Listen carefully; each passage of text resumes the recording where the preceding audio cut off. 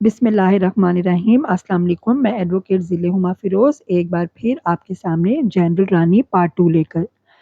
General رانی صرف ایک تاریخی کردار نہیں بلکہ ایک استعارہ ہے جو ہر اس عورت کے لیے استعمال ہوتا ہے جو آج بھی اپنی نسوانیت کو پس پش ڈال کر اپنی خواہشات کی تسکین اور بغاوت کے جذبے سے سرشار ہو کر سیاہ کاری میں مصروف ہے۔ آج بھی سیاست کے ایوانوں، سول اور ملٹری بیوروکریسی ایسی بہت سی جنرل رانیوں کی شاہد ہے، اور یہ سلسلہ جاری و ساری رہے گا تا وقت کہ اس پراگندہ نظام کو تیزاب سے دھو ڈالا جائے۔ شروع کرتے ہیں پارٹ 2۔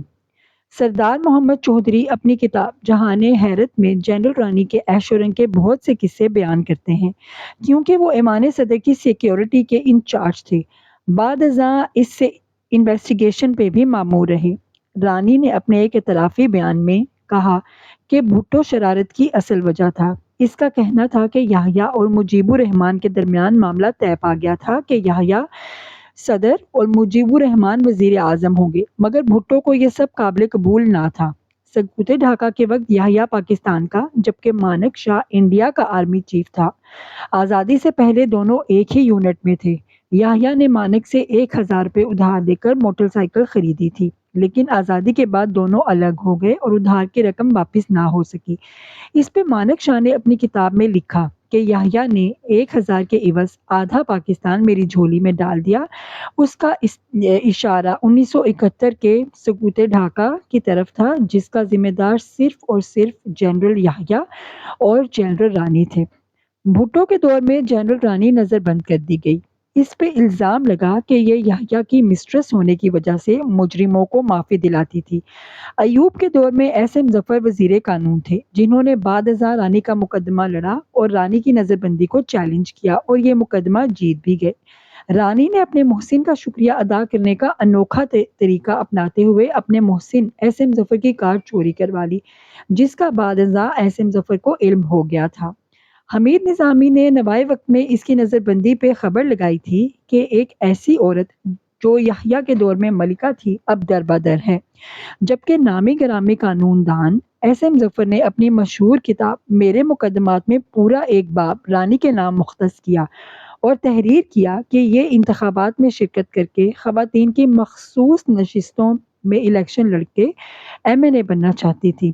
90 کی دہائی میں آئی جے آئی کا رخ محترمہ بے نظیر بھٹو کی طرف تھا اور ہیلی کاپٹر کے ذریعے ان کی نازیبا تصاویر پھینکی گئیں اور نامناسب نعرے لگوائے گئے، تو رانی نے کہا کہ بھٹو نے جو الزامات میرے اوپر لگوائے یہ اس کی مکافات ہے۔ کرنل رفیع الدین جو کہ بھٹو کی جیل سیکیورٹی پہ مامور تھے، انہوں نے اپنی تہلکہ خیز یادداشتوں میں بھی رانی کے قصے کہانیوں کو مرقوم کیا ہے۔ 1965 کی جنگ کے بارے میں لکھتے ہیں کہ تب اختر حسین ملک ہیرو تھے، جبکہ باقی تمام فوجی جنرل رانیاں یعنی زانیہ تھے۔ 1981 میں یحییٰ کا انتقال ہو گیا۔ رانی کی منشیات کی سمگلنگ کے واقعے میں ملوث ہونے کی وجہ سے قید و بند کا سامنا رہا، مگر الزام ثابت نہ ہو سکنے پر رہا کر دی گئی۔ جماعت اسلامی کے سینئر رہنما فرید احمد پراچا کی رانی سے کوٹ لکھپت جیل میں ملاقات ہوئی، جس میں رانی نے بتایا کہ میرے پاس یحییٰ اور بھٹو کی خفیہ ریکارڈنگ موجود ہے، جس میں صاف ظاہر ہے کہ بھٹو ہی 1971 کے سقوط ڈھاکہ کا ذمہ دار ہے۔ جنرل رانی یحییٰ کو اور خود کو ہمیشہ سادہ دل اور بھولا بھالا قرار دیتی رہی، جیسے ہر مجرم خود کو قرار دیتا ہے۔ کہتی کہ بھٹو نے اس لیے مجھے جیل میں ڈالا ہے کہ میں اس کی یہ ریکارڈنگ منظر عام پہ نہ لے آؤں۔ فرید پراچا اور جنرل رانی میں طے پایا کہ جب رانی کو رہائی ملے گی تو اسے پنجاب یونیورسٹی انوائٹ کیا جائے گا، اس میں یہ ریکارڈنگ ثبوت کے طور پر پیش کر سکتی ہے۔ تب سب کچھ طے پا چکا تھا۔ جنرل رانی نے اپنی بیٹی عروسہ عالم کا فون نمبر بھی فرید پراچا کو دے دیا تھا، لیکن رانی کی رہائی سے پہلے ہی مصطفیٰ گھر نے رانی کی حکومت سے سیٹلمنٹ کروا دی، اور یوں یہ خفیہ ریکارڈنگ کبھی منظر عام پہ نہ آ سکی۔ ارشد سمیع خان یحییٰ کا اے ڈی سی تھا اور رانی سے اچھے مراسم تھے۔ رانی نے اپنی بھانجی نورین خان کی شادی اس سے کروا دی۔ اس طرح عدنان سمیع رانی کا نواسہ لگتا ہے۔ فخر عالم رانی کی سب سے چھوٹی بیٹی عروسہ عالم کا بیٹا ہے۔